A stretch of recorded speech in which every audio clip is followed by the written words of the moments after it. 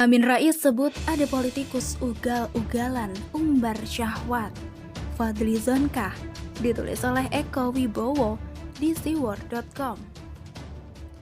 Diberitakan oleh bekasi.pikiranrakyat.com.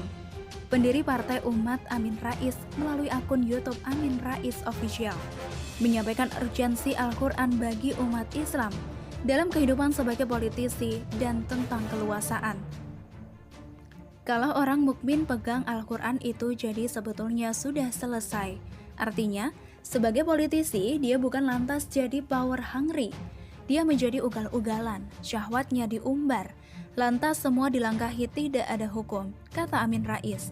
Gubrak, kok Mbah Amin seperti menyindir seseorang yang kayaknya kenal ya?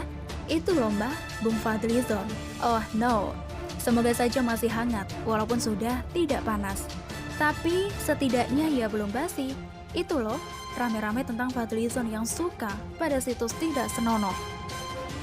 Akun Twitter Fadlizon memang sempat menjadi perbincangan netizen karena menyukai postingan tak senonoh.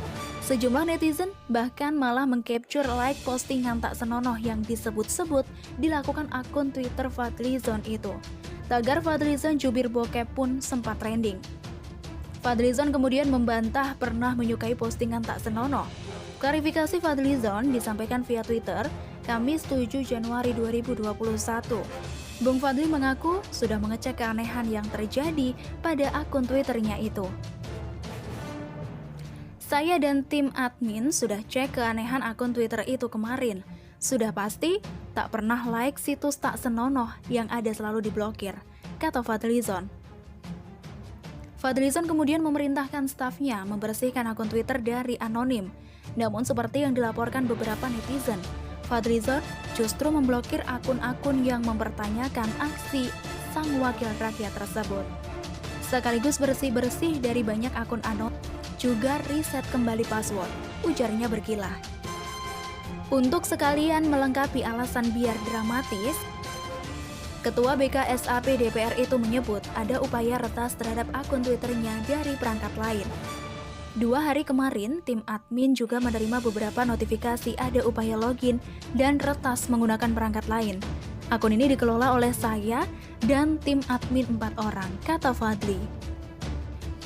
Lebih lanjut, Fadlizon menyebut ada kemungkinan stafnya lalai ketika melakukan like situs tak senonoh.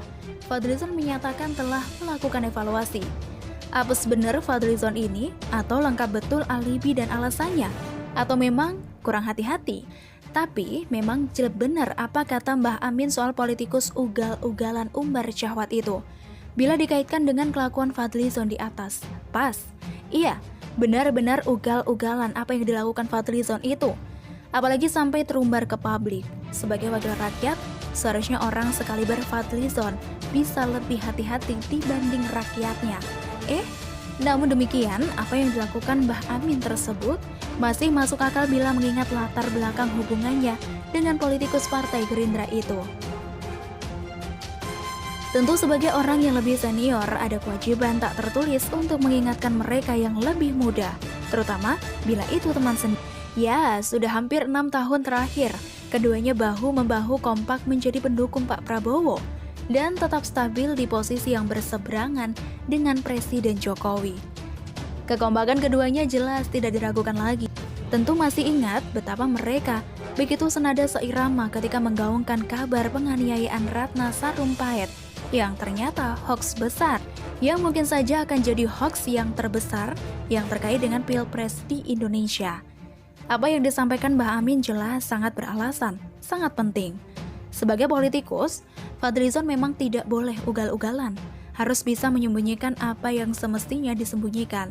Walaupun dengan alasan hak, apa yang sekiranya bisa meruntuhkan kehormatan, ia sudah selayaknya untuk dijaga agar tidak menjadi konsumsi publik. Kemudian sebagai orang yang sering mengkritik pemerintah Presiden Jokowi sebagai rezim otoriter, Fadlizon juga jangan semena-mena bertindak dengan tindakan yang berlawanan dengan demokrasi. Ini terkait dengan pemblokiran akun netizen yang berseberangan dengannya. Walaupun akun itu anonim, karena anonim bagian dari kebebasan dalam sebuah sistem demokrasi. Nah, Pak Fadli, jangan ugal-ugalan lagi dengan mengumbar syahwat. Sembunyikan yang rapi. agar publik tidak tahu atau setidaknya Mbah Amin Rais yang tidak tahu. Oh iya Pak Fadli, kapan akun Mbah Amin diblokir?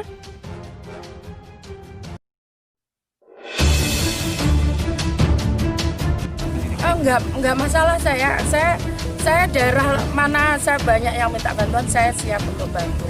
Risma bakal mengajari Anies, ditulis oleh Panjat H di siwa.com.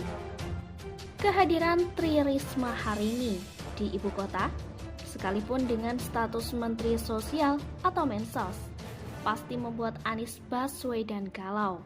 Sebab bukan tidak mungkin panggung Jakarta akan dikuasai oleh mantan wali kota Surabaya itu. Pekerjaan Risma sebagai Mensos sangat memungkinkan hal itu. Lihat saja bagaimana Mensos Risma ketika mulai kiprahnya di Jakarta. Sudah melakukan kunjungan kerja ke kolong jembatan kepada pasangan suami istri yang tinggal di tempat yang tidak layak itu. Dijanjikan Risma tempat hunian yang layak. Sekalipun demikian, Risma tetap mengingatkan mereka terus melaksanakan pekerjaannya sebagai pemulung sampah. Betul sekali, pemungut sampah memang bukan pekerjaan bergengsi. Namun mulia, disebut mulia karena telah turut membantu menciptakan kebersihan lingkungan walau dalam skop yang sangat kecil. Apalagi pekerjaan itu dilakukan demi menghidupi diri dan keluarganya. Jadi, tidak ada alasan untuk melepas pekerjaan itu sebelum mendapatkan pekerjaan yang lain.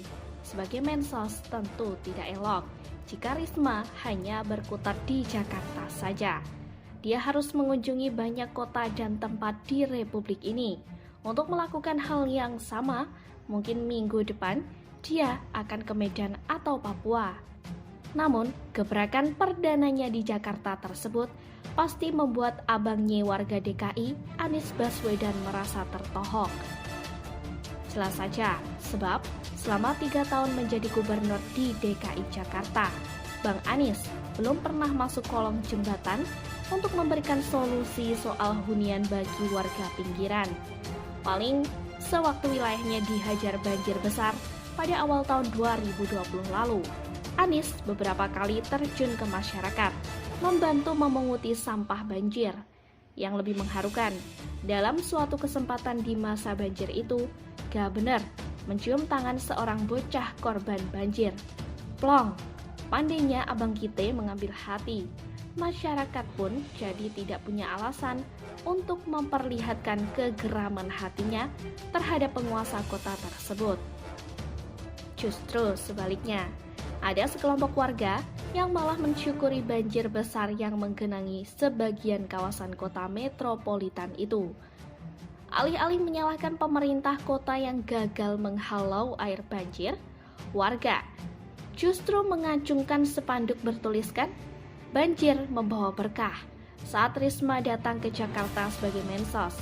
Anies Bas sedang cuti atau work from home karena dalam masa pemulihan setelah terpapar COVID-19. Hampir 1 bulan dia mendekam di rumah dinasnya tanpa ditemani istri dan anak-anak.